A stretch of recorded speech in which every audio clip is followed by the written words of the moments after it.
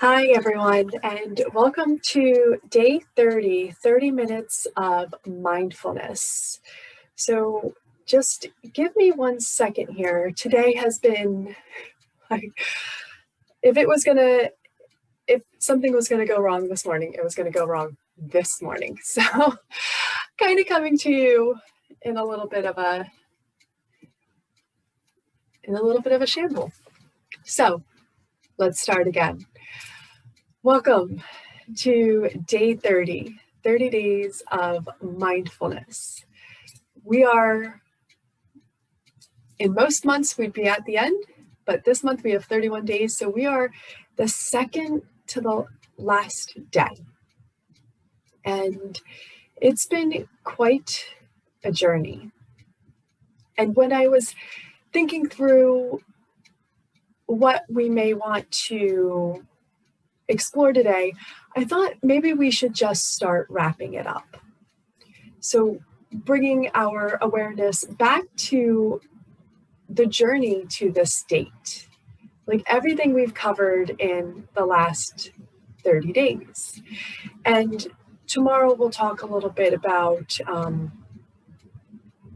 sort of like how mindfulness and meditation got to be and next steps. But we started with the book, Wherever You Go, There You Are, by Jon Kabat-Zinn. As I mentioned on day 1, he's the leading authority on mindfulness meditation. He's created up in Boston a mindfulness-based stress reduction program, which just globally people use now as like the gold standard of how to use mindfulness in reducing and managing stress. This book, the thing that I love about it is it's deceivingly simple in that, like, you read through it and you're like, yeah, I get it. But then, like in my case, years go by and I come back and I'm like, oh, there is still so much more to consume. And, we've done 30 days here together. And what I found to talk about today is on page 33 of a book that's almost 300 pages. So as you can see, there's still a lot more that we could work towards or work to discover or explore together. But I think we've already done so much to this point that I don't want to pressure anyone or make it seem like there's still so much more to do. No, really, we're exactly where we're supposed to be. And we should, as we've been talking about, we should be grateful and celebrating this joy that all the work that we've done, if only the work was that we showed up. That right there is a huge victory. So then we can start to add on, we showed up and we began this exploration of our own ideas and thoughts about what mindfulness is, which leads me into what I wanted to talk about. So he's got a chapter in this book titled, Can Anybody Meditate? And he's got a lot on this, almost 2 pages. But I'm only going to share a little bit of it. He says, people often confuse meditation with relaxation or some other special state that you have to get to or feel. When once or twice you try and you don't get anywhere, you don't feel anything special, then you think you are one of those people who can't do it. But meditation is not about feeling a certain way. It's about feeling the way you feel. It's not about making the mind empty or still, although stillness does deepen in meditation and can be cultivated systematically. Above all, meditation is about letting the mind be as it is and knowing something about how it is in this moment. It's not about getting somewhere, but about allowing yourself to be where you already are. If you don't understand this, you will think you are unable to meditate. But that's just more thinking. In this case, incorrect thinking at that. True, meditation does require energy and a commitment to stick with it. But then wouldn't it be more accurate to say, I won't stick with it, rather than I can't do it?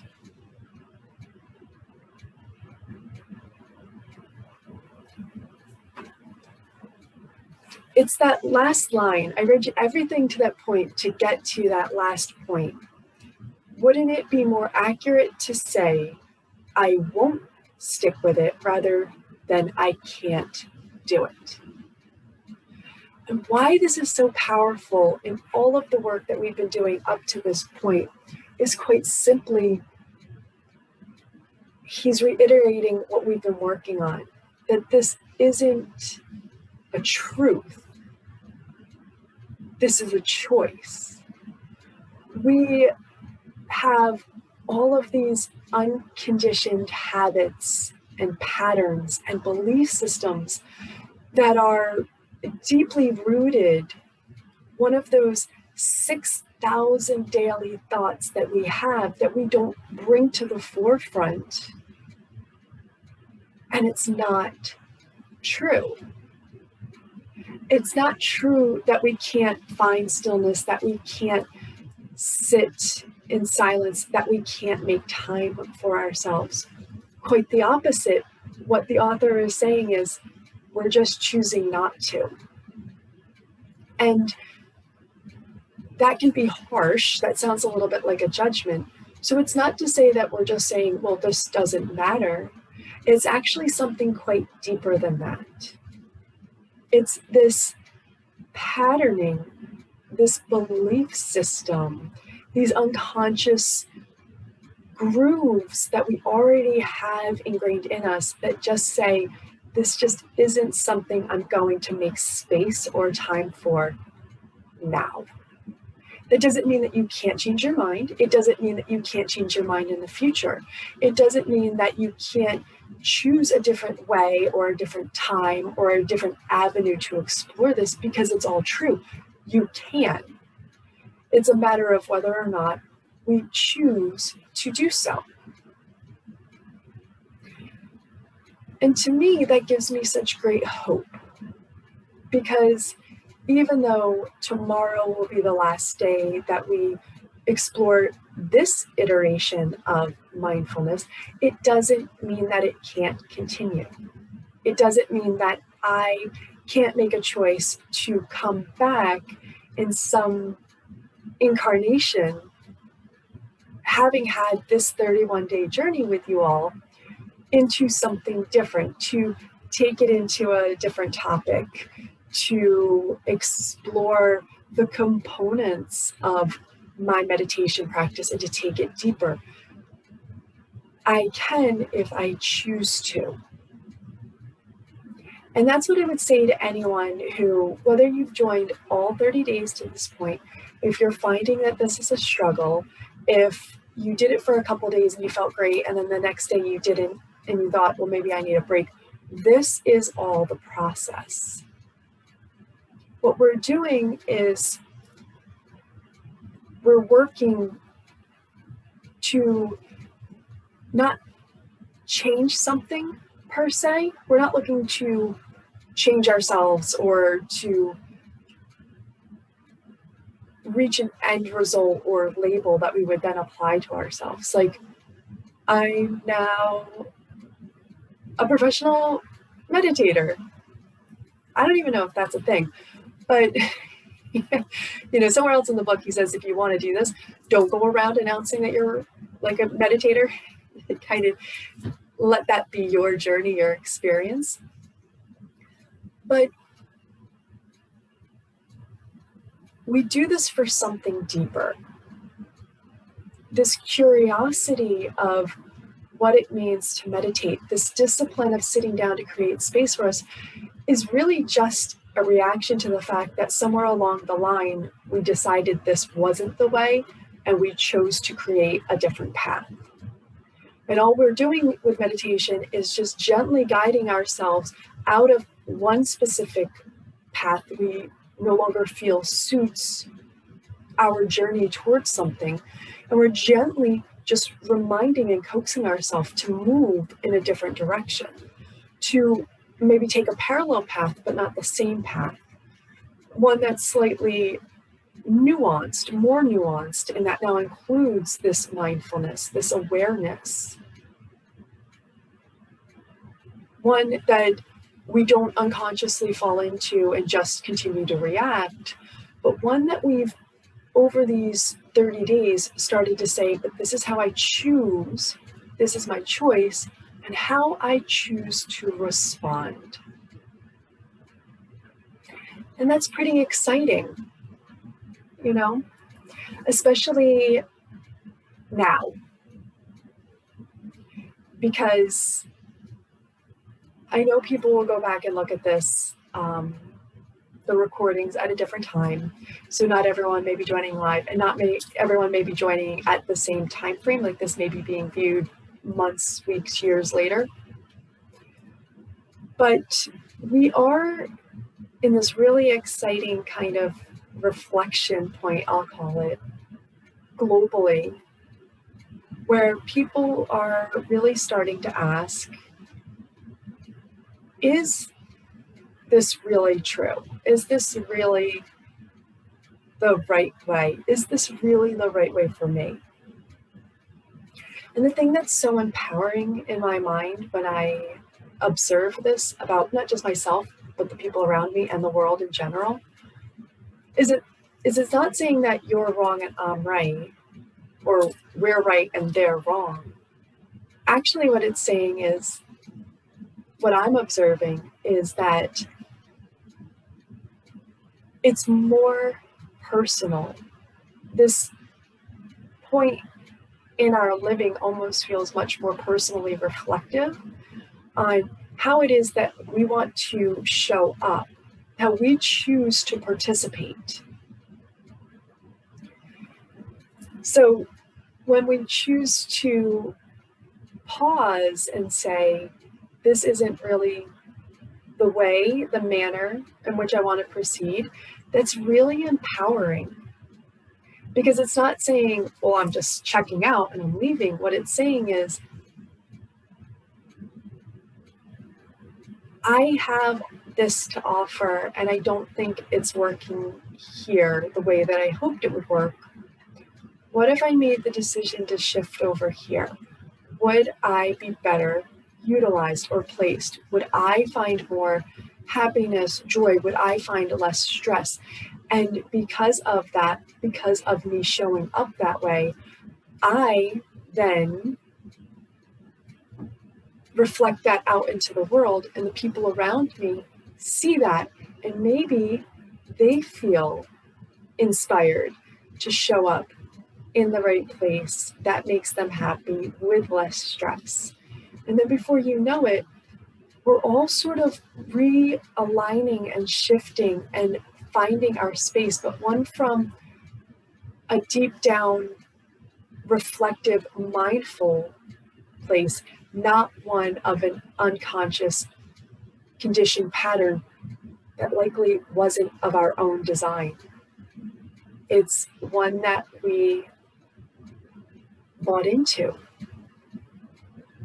one that we saw and we thought was right, but now we're looking at and saying, but isn't there a different or maybe even a better way for me? That's mindfulness meditation. That's what comes out of it. It's not going to, on the surface, just change everything and make this preconceived notion become a reality. It's going to empower you to make choices that work for you, the individual. And then when you feel like you're in the right place, other things are going to start to feel like you're in the right place as well.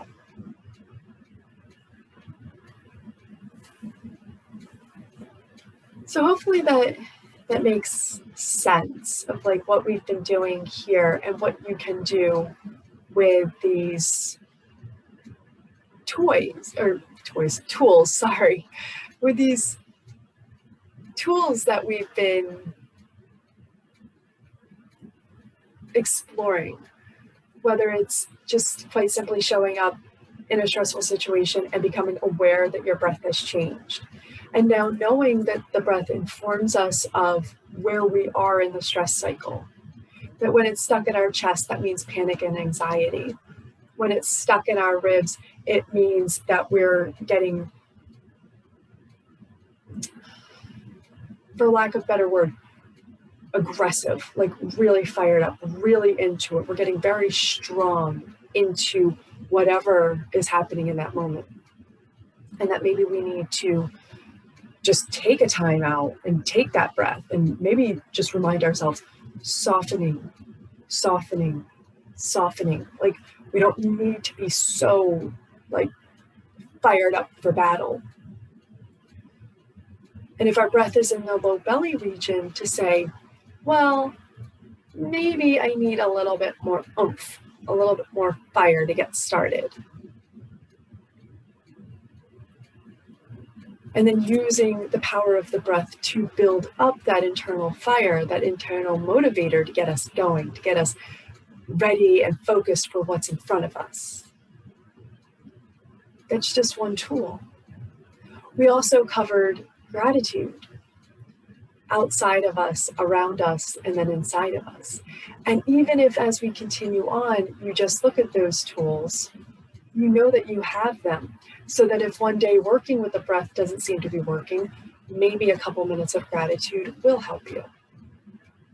And then there's always the truth that you don't have to really make a big fuss about anything, that you may just find yourself walking down the street and not even notice that you've slowed down, and you start to bring your awareness up and around you, and you notice something that you've never noticed before.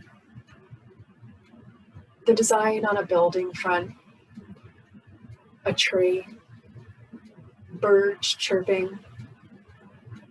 That's mindfulness. It's bringing you into the current moment, and that too is your practice. In the end, it's this softening towards ourselves. This journey just allowed us that first step in getting to really understand who we are and kind of what makes us tick, and then deciding what to do with that information. So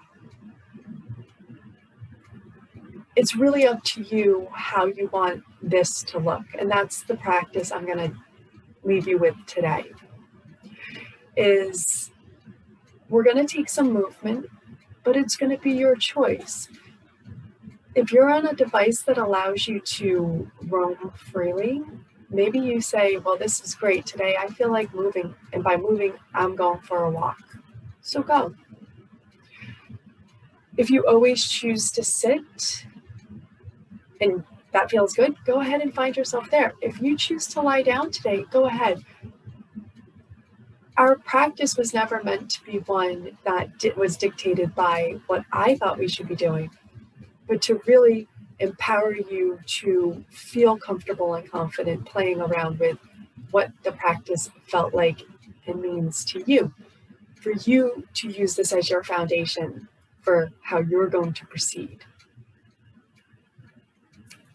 So go ahead, take your time to get there. I know I've said a lot today, but like I said, there's a lot more we could be doing with this,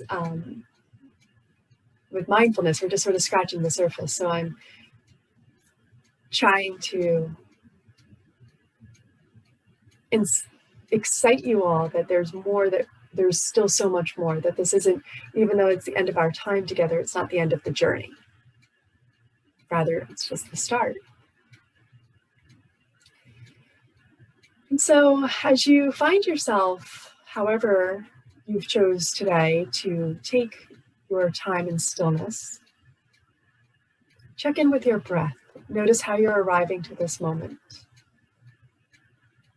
Take those few cleansing, arriving breaths in through the nose, out through the mouth.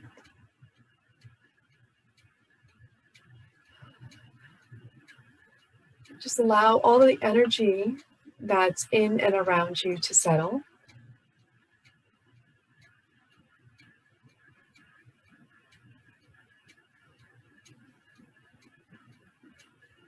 Noticing any sensations or feelings, thoughts that are still lingering.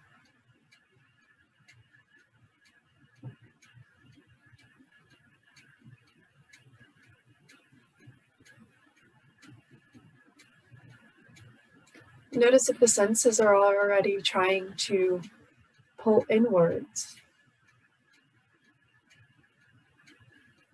With this type of work, especially since we've made it past that habit-forming stage, the body now realizes that this is almost reflexive.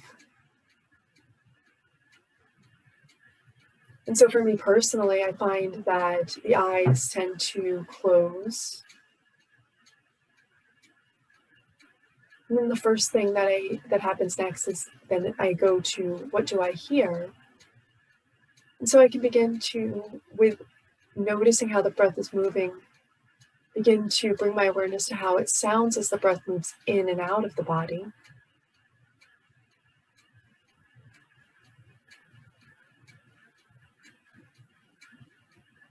The nice thing about bringing the awareness to how the breath is, or the sounds of the breath, is that you have to listen very closely. And so it just automatically begins to block out the other sounds in and around where we are.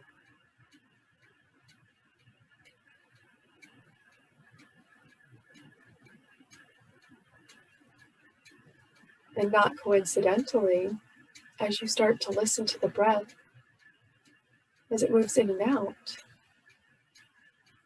you begin to notice how the breath feels as it moves in and out. Say, if you're breathing through the nose, as it brushes just above the upper lip before entering into the nose. So not only are we hearing the light whisper of the breath, we can also begin to feel the breath moving in and out. And riding along with that feeling of the breath coming in are any scents around the room. So we begin to detect, again, the very close in proximity smells that surround us. So it's this gentle pulling in of all of the senses, and at this point seems to be centered around the breath and the various characteristics of the breath, the feel, the temperature, the texture, even the scent that rides along. And because the nose is part of the olfactory senses, you're also going to start to detect any tastes. And that's what's interesting about how that system works, because it doesn't have to be a real taste. Depending on how the senses are being pulled in,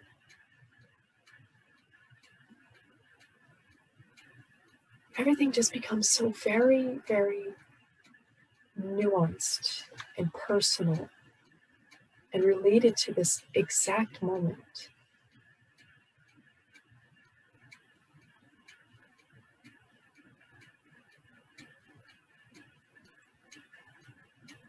And now that we're in this space, we can take the journey of the breath in through the nose and maybe even follow it down the throat. And then bringing the awareness down into the lungs, you may begin to just feel the breath moving in the chest, the ribs, the low belly. Or you may, because of this internal focus of senses, be able to notice the inhalation and the exhalation, and watching the lungs inflate and then slightly deflate. And as that happens, it pushes against the ribs. So you can begin to feel space created left and right, front and back, up and down, between the lungs, the ribs, the diaphragm, as they take up space on the inhale, and then give back all that space on the exhale.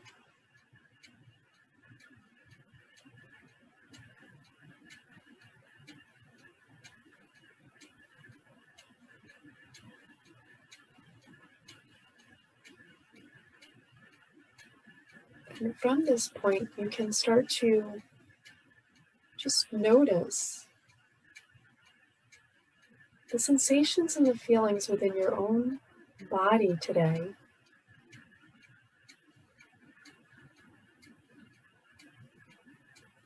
Remembering there's no right or wrong answer. There was no end result.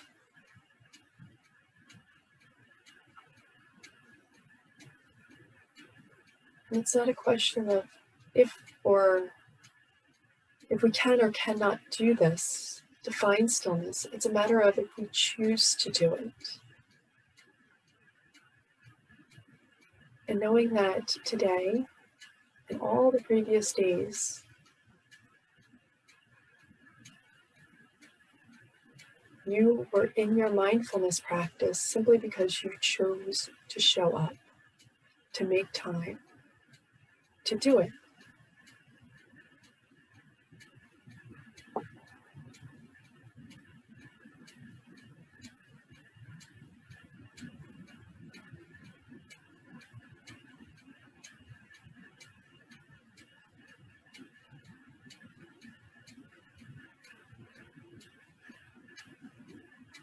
Just feel anything that's happening in the body.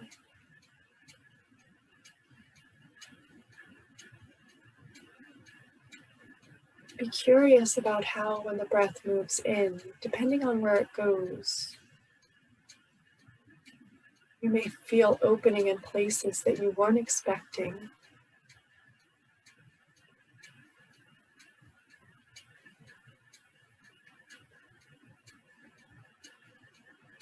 And gently directing the breath down to the low belly region can often release any unconscious holding or tension in the low back, hips, legs.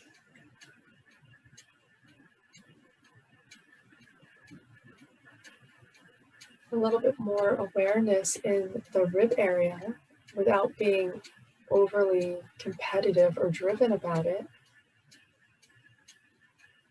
can often lead to a little bit of a self-assisted chiropractic adjustment as you notice the thoracic spine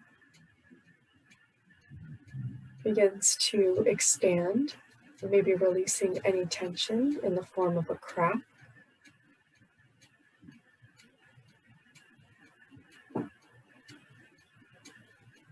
And the gentle guidance of the breath in the upper chest region, when done with mindfulness, can create broadening across the shoulders, the front chest and side body, and can actually encourage the shoulders to relax down, the neck to lengthen up. And as that happens, you may notice that the jaw starts to feel like it too wants to get involved.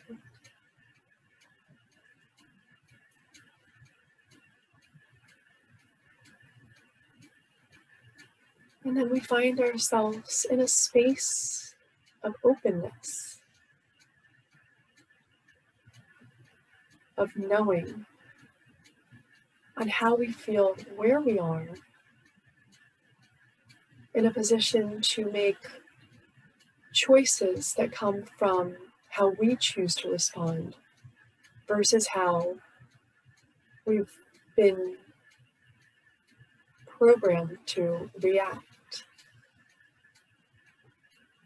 Begin to deepen the inhale through the nose. Open the mouth and sigh it out. Let's begin to bring our awareness to one point, allowing the eyes to open up on it if they did close. If the gaze is soft, let's begin to consciously bring the eyes back online, that awareness. Taking your time, there is no rush. So if you choose, you can just take your time before you take any real physical movements into the day. And with that, our 30 minutes plus some are done. I thank you guys for showing up and being a part of this with me. Think about this today as you move through your day. The gratitude for yourself for showing up, all the tools that you now have access to. And tomorrow, day 31, we'll wrap up our journey and talk about what's next. Have a great day, everyone.